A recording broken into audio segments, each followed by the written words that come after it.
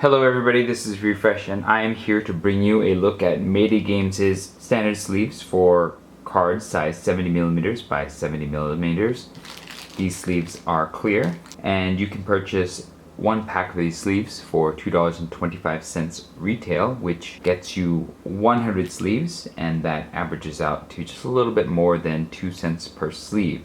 That makes these sleeves the absolute least expensive sleeves that you can buy for cards of this size.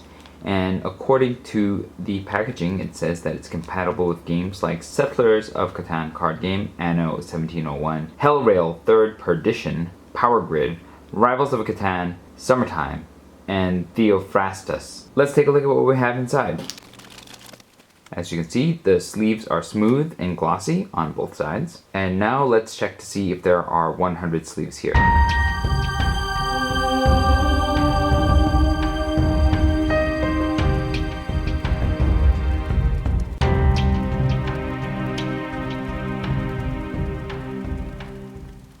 That is exactly 100 sleeves. Now let's check the thickness. These sleeves are 8mm thick, and for 100 sleeves, that means that each sleeve is 80 microns thick or 40 microns each face. Now we'll check the dimensions. These sleeves are 72mm wide by 72mm tall. Let's see how a card fits. I have a Power Grid card right here. And the card fits pretty well. It is relatively snug on both sides, and there is a little bit of space between the opening of the sleeve and the top edge of the card.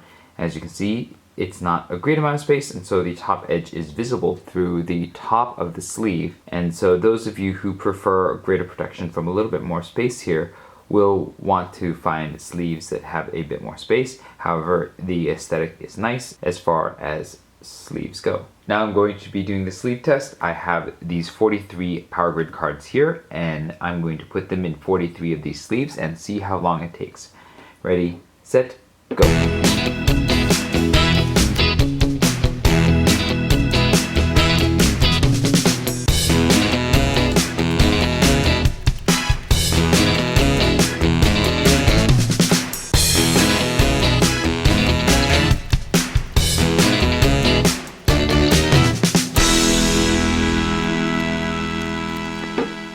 Okay, it took 2 minutes and 31 seconds to sleeve these 43 cards, and that is a slightly slower speed of 3.51 seconds per card sleeved. I think the big challenge of sleeving these cards is more in that the sleeves themselves are a little harder to handle and are very thin, and sometimes are so thin that it's hard to tell where the sleeve ends and what's behind the sleeve begins. And so it's sometimes a challenge putting your actual card into the sleeve, and that's what slows it down just a little bit, as well as the fragility of the card making you want to be more careful with sleeving these cards.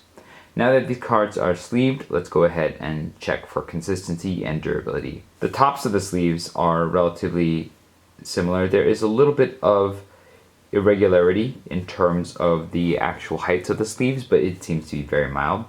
The sides of the sleeves, on the other hand, exhibit a bit more irregularity. It is varied enough that I don't think you can really tell what cards are in which sleeves. However, you can really tell from just running your hands along the sides that some sleeves are wider than other sleeves. And that is a little disconcerting. However, I didn't find any cards that did not fit into their sleeves, and no sleeves were so snug that it caused the cards to bend. And so I don't know how much of a worry this is, but if the quality control can't make sure that these sleeves are all of the same width, then it does create just a little bit of concern as to the overall quality control of the sleeves. Another thing to note is that some of the sleeve edges are rougher than others, and so I don't know if I could say that these sleeves are anything resembling a premium product, but their name also does not imply that they are. Now it's time for the shuffle test. I'm going to shuffle these sleeve cards 100 times and see how long it takes. Ready, set, go.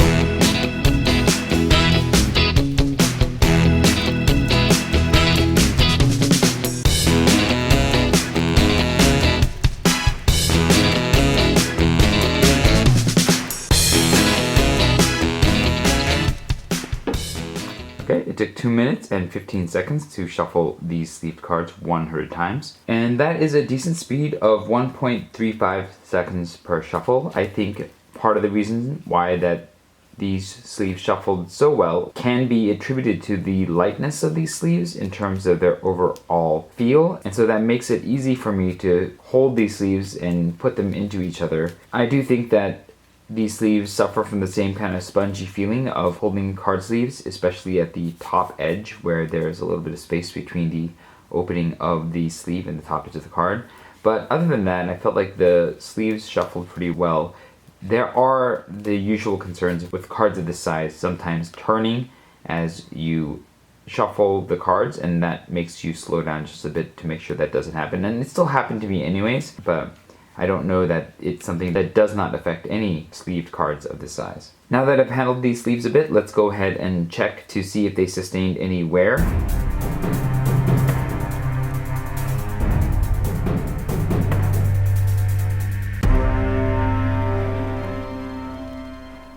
Okay, for the most part, I felt that these sleeves did not sustain too much wear. I don't really see any surface wear on these sleeves. There are some sleeves, like this one, that had some noticeably bent and creased corners, but not many, and I think that there were a few sleeves with some minor denting on them, but it doesn't seem to be major. And I think for sleeves of this thickness, it's not uncommon for these things to happen, so I'm not going to hold it too far against it considering how little you are paying for these sleeves. But I also would not buy these sleeves and expect them to have the kind of shelf life and endurance that a thicker sleeve might have. Now it's time for the shake test. I have put these sleeved cards into a deck, and I'm going to shake the table that they're on for a couple seconds to see if they fall down. Ready, set, go. Nope, it didn't fall down. The top sleeve slid a little bit off the bottommost sleeve, but I don't think that's going to be falling down anytime soon, so I believe that is a pass. Now I'm going to be doing the draw test. I'm going to draw 3 cards off the top and see if the deck holds together. Ready, set, go. Doesn't seem to be a problem. Sometimes there is a little bit of cling to these sleeves, so they will drag each other just a little, but it's not enough to cause the whole deck to be dragged, and it's just usually the neighboring sleeve that gets pulled off. And so I don't really see there being any problem here. That is also a pass for the draw test. What's been true of Mayday standard sleeves remains true here. These are by far the least expensive way that you have of sleeving your 70 by 70 millimeter size cards. And if you need sleeves and you want just the bare modicum of protection, then these are going to give you exactly that. Now, I think as far as Mayday sleeves are concerned, I think these might actually have a slightly higher quality of material that's used because I don't detect the normal wear that I might often see in some of their soft sleeves.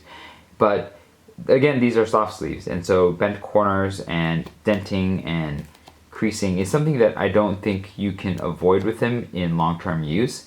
And I even saw just a little bit of this in the initial testing.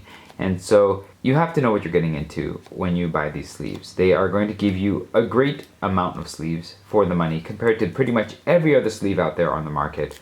But you are getting soft sleeves, and these are probably amongst the lowest quality sleeves that you can purchase for your cards. However, sometimes that's all you need, and that is when you look into purchasing Mayday Games' standard sleeves for cards of this size. If this video was helpful to you, hit the like button. If you'd like to see more such videos, hit subscribe.